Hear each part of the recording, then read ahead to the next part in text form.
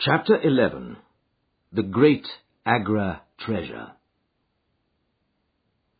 Our captive sat in the cabin opposite to the iron box which he had done so much and waited so long to gain.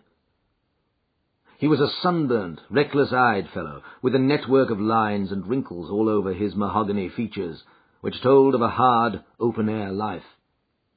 There was a singular prominence about his bearded chin, which marked a man who was not to be easily turned from his purpose. His age may have been 50 or thereabouts, for his black curly hair was thickly shot with grey. His face in repose was not an unpleasing one, though his heavy brows and aggressive chin gave him, as I had lately seen, a terrible expression when moved to anger. He sat now with his handcuffed hands upon his lap, and his head sunk upon his breast, while he looked with his keen, twinkling eyes at the box which had been the cause of his ill-doings. It seemed to me that there was more sorrow than anger in his rigid and contained countenance. Once he looked up at me with a gleam of something like humour in his eyes. "Well, Jonathan Small," said Holmes, lighting a cigar, "I'm sorry that it has come to this." "And so am I, sir," he answered frankly. "I don't believe that I can swing over the job. I'll give you my word on the book that I never raised a hand against Mr. Sholto. It was that little hellhound Tonga who shot one of his cursed darts into him. I had no part in it, sir. I was as grieved as if it had been my blood relation. I welted the little devil with a slack end of the rope for it, but it was done. I could not undo it again." "Have a cigar," said Holmes, "and you had best take a pull out of my flask, for you're very wet. How could you expect so small and weak a man as this black fellow to overpower Mr. Sholto and hold him while you were climbing the rope?" "You seem to know as much about it as if you were there, sir. The truth is that I hoped to find the room clear. I knew the habits of the house pretty well, and it was the time when Mr. Sholto usually went down to his supper. I shall make no secret of the business. The best defence that I can make is just the simple truth. Now, if it had been the old Major, I would have swung for him with a light heart. I would have thought no more of knifing him than of smoking this cigar. It's cursed hard that I should be lagged over this young Sholto, with whom I had no quarrel whatever." "You are under the charge of Mr. Athelney Jones of Scotland Yard. He is going to bring you up to my rooms, and I shall ask you for a true account of the matter. You must make a clean breast of it, for if you do, I hope that I may be of use to you. I think I can prove that the poison acts so quickly that the man was dead before ever you reached the room." "He was, sir. I never got such a turn in my life as when I saw him grinning at me with his head on his shoulder as I climbed through the window. It fairly shook me, sir. I'd have half killed Tonga for it if he had not scrambled off. That was how he came to leave his club and some of his darts, too, as he tells me, which I dare say helped to put you on our track, though how you kept on it is more than I can tell. I don't feel no malice against you for it. It does seem a queer thing," he added with a bitter smile, "that I, who have a fair claim to $500,000 of money, should spend the first half of my life building a breakwater in the Andamans, and I'm like to spend the other half digging drains at Dartmoor. It was an evil day for me when first I clapped eyes upon the merchant Achmet, and had to do with the Agra treasure, which never brought anything but a curse yet upon the man who owned it. To him it brought murder, to Major Sholto it brought fear and guilt, to me it has meant slavery for life." At this moment Athelney Jones thrust his broad face and heavy shoulders into the tiny cabin. "Quite a family party," he remarked. "I think I shall have a pull at that flask, Holmes. Well, I think we may all congratulate each other. Pity we didn't take the other alive, but there was no choice. I say, Holmes, you must confess that you cut it rather fine. It was all we could do to overhaul her." "All is well that ends well," said Holmes, "but I certainly did not know that the Aurora was such a clipper. Smith says she's one of the fastest launches on the river, and that if he had had another man to help him with the engines, we should never have caught her. He swears he knew nothing of this Norwood business." "Neither he did," cried our prisoner. "Not a word. I chose his launch because I heard that she was a flyer. We towed him nothing, but we paid him well. and he was to get something handsome if we reached our vessel, the Esmeralda, at Gravesend, outward bound for the Brazils. Well, if he has done no wrong, we shall see that no wrong comes to him. If we are pretty quick in catching our men, we are not so quick in condemning them. It was amusing to notice how the consequential Jones was already beginning to give himself airs on the strength of the capture. From the slight smile which played over Sherlock Holmes's face, I could see that the speech had not been lost upon him. "We will be at Vauxhall Bridge presently," said Jones, "and I shall land you, Dr. Watson, with the treasure box. I need hardly tell you that I am taking a very grave responsibility upon myself in doing this. It is most irregular, but of course an agreement is an agreement. I must, however, as a matter of duty, send an inspector with you, since you have so valuable a charge. You will drive, no doubt?" "Yes, I shall drive." "It is a pity there is no key, that we may make an inventory first.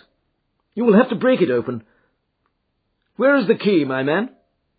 "At the bottom of the river," said Small shortly. "There was no use your giving this unnecessary trouble. We have had work enough already through you.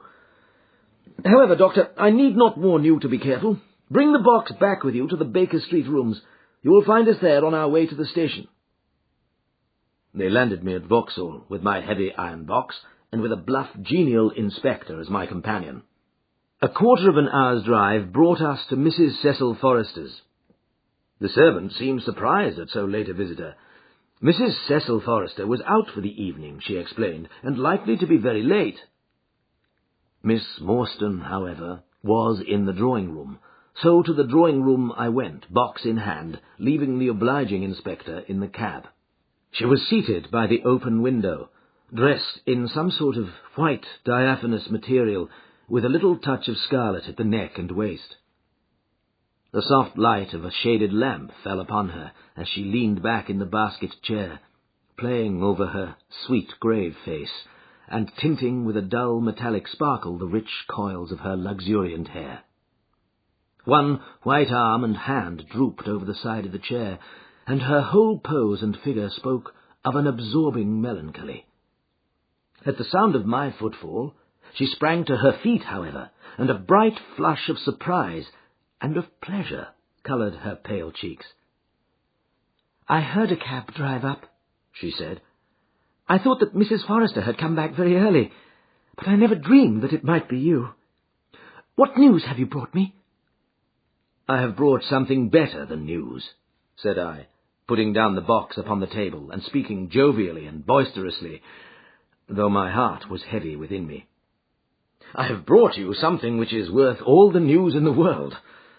I have brought you a fortune." She glanced at the iron box. "Is that the treasure, then?" she asked, coolly enough.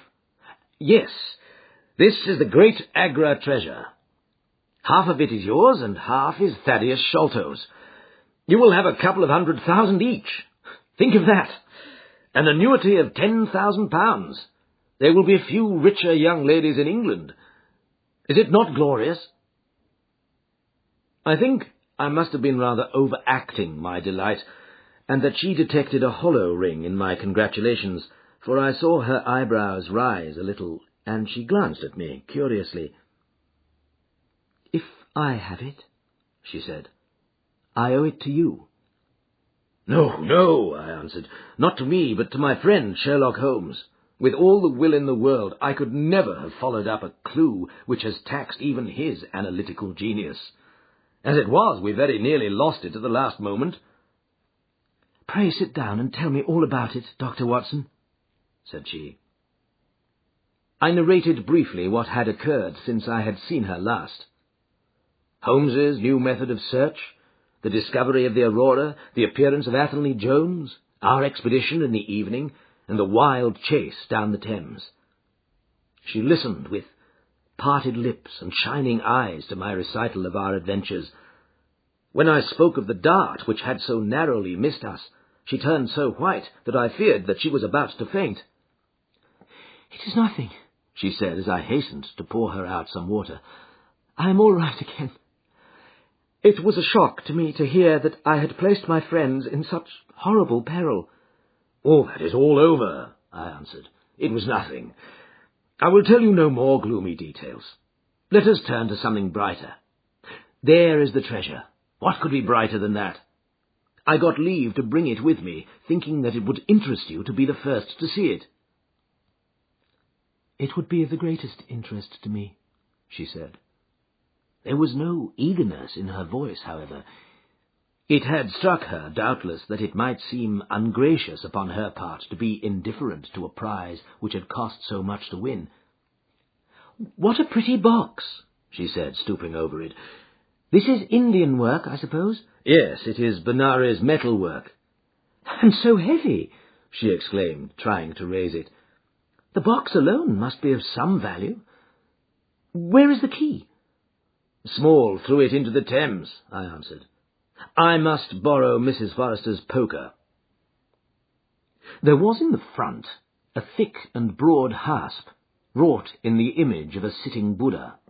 Under this I thrust the end of the poker and twisted it outward as a lever. The hasp sprang open with a loud snap. With trembling fingers I flung back the lid.